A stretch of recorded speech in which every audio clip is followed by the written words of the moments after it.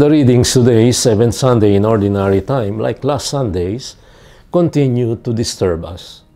Not only are we told to look at things differently, to find happiness in the opposite of wealth, power, prestige, and other legitimate human concerns, but also to consider ourselves blessed when our attachment to Christ leads us to a lifestyle pattern after His own, and are given a series of straightforward teachings that seem extremely difficult to accept, let alone fulfill.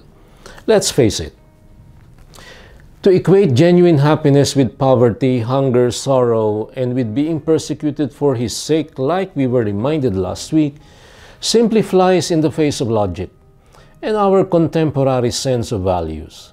This week, we are shaken even more as we are told to go the way of unconditional love, no, not for one's friends, but for, hold your breath, one's enemies. This sounds totally unacceptable, undoable, and practically impossible to fulfill. Let's be honest. Years of catechetical instruction have taught us to repeat this almost like a mantra, as a pious platitude, a quotable quote that comes in handy as a practical resolution after a weekend retreat, or a memorable line to jot down in our journals and diaries. But to be honest, when was the last time you really had warm and cozy feelings for the one who double-crossed you, betrayed you, and did evil against you? When was the last time you were tickled pink by the thought of terrorists lurking somewhere around waiting for the next opportunity to blow airplanes out of the sky and level down buildings to smithereens? Since when did you feel a rush of excitement up your face at the prospect of meeting face-to-face someone who has ruined your reputation and has caused other people to think less of you? There is no denying it. To love anyone who has made or still makes your life difficult seems to be an impossible thing to do, and it will remain so for as long as we continue to misconstrue the Lord's commandment of love. I would like to suggest that whilst the readings do tell us in positive terms what it means to love our enemies, they do not tell us what loving our enemies is not.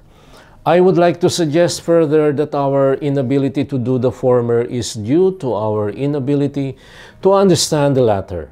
According to biblical data, love is not a warm, cozy, cuddly, and sentimental feeling for a person. Love is neither a natural inclination or attraction towards another. Love is not equated with liking another person. Love is not an emotion or an emoticon, as liking something or someone is.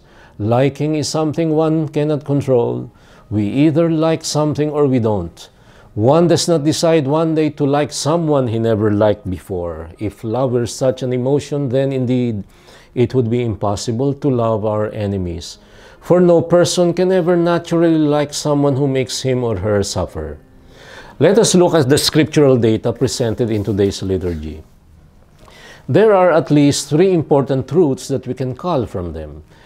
In the first reading, first of all, we are given an eloquent example of what love for an enemy is or ought to be, made possible not because David liked Saul, but on account of God who has anointed Saul. He passed off a perfect opportunity to do away with a competitor on account of the God of justice and faithfulness. Today, though the Lord delivered you into my grasp, I would not harm the Lord's anointed, said David. The implication seems clear. No one can love the unlovable unless God enters the picture.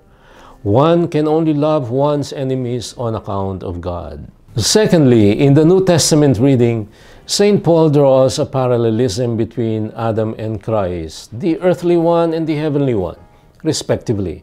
We all are at one and the same time the earthly, unredeemed Adam and the heavenly one like unto Christ. Just as we have borne the image of the earthly one, we shall also bear the image of the heavenly one. On account of Jesus' resurrection, which is also our God-given calling in Christ, we Christians really live now on a different plane with different paradigms and sets of values. Such a different conceptual framework, as it were, makes us capable of acting in a way different from common expectations. The Christian in many ways lives in a frontier world where the usual rule of tit for tat or retaliation reigns supreme. Again, the implication is clear. One can only love on account of the one who rose from the dead, whose rising has made it possible for the believer to live partially both in the earthly and heavenly sphere. We can only love all the sinful Adams in this world because of Christ, the new Adam who has redeemed us all. One worth saving is then worth loving, just as the Lord did. The third and most important truth comes from today's Gospel, from Luke. Here we are told in positive terms what deciding to love means. It has nothing to do with warm feelings. Essentially, it means deciding to act in exactly the opposite way people usually would be expected to behave in the face of certain stimuli. In the face of hatred, one is counseled to do good. In return for curses, we are told to bless. In exchange for mistreatment, one is exhorted to prayer. We are then back to the arena of paradox that we spoke of last week, the classic tension between two opposing poles of woes and blessings, curses and beatitudes. There is therefore an unmistakable flavor of affirmative action in the command to love one's enemies in today's readings. One is clearly told to leave the level of mushy feelings and maudlin thoughts and translate them into positive actions that spring from a willful decision from deep within the person instead of the superficial level of feelings that ebb and flow with the tides. It is for this reason that contemporary social teachings see love for neighbor in the context not so much of traditional charitable works, but in the wider and deeper context of dedication and commitment to the virtues of social justice and solidarity.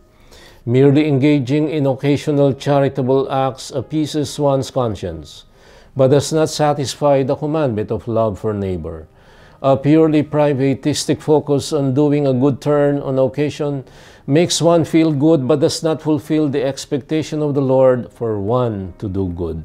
Merely running around putting up soup kitchens without the more important and long-term effort at evangelizing cultures of individualism, corruption, consumerism, and utter lack of environmental concern is tantamount to just putting out brush fires without contributing towards the long-term preservation of the forest. Giving alms from our surplus, like when we do not know where to put stuff that accumulates in the house and not from our need, is to do something out of duty, not out of love. Giving what we have no more need of, nor place for at home, while living a wasteful and ecologically unaware throwaway lifestyle, like as if the world has all the room for our non-biodegradable waste, is to mistake the forest for a tree. Today's readings are a call for us to disabuse the notion of private charity. Love for others, including our enemies, is shown through solidarity and working for the common good. It is also a reminder that love, far from being a passing feeling, is something we have to positively and passionately engage ourselves in doing good, blessing, praying. These are affirmative actions that are done in exchange for really nasty things that we all do to each other in the course of our short lives. This we can only do on account of the transformative power of the resurrection. Only through the power of the resurrection can we be capable of doing good. Only on account of the resurrection that is our destiny can we be profligate in forgiveness and in our dedication to the common good and work for solidarity, salvific, not sinful solidarity. Only on account of the power of the living and loving God in Christ, His Son, can the impossible be made possible. Only through Jesus, only in Jesus, only because of Jesus, only Jesus. And this, my dear friends, is your kalakbay at katoto in this week's episode of Puso sa Puso, saying thank you and God bless you.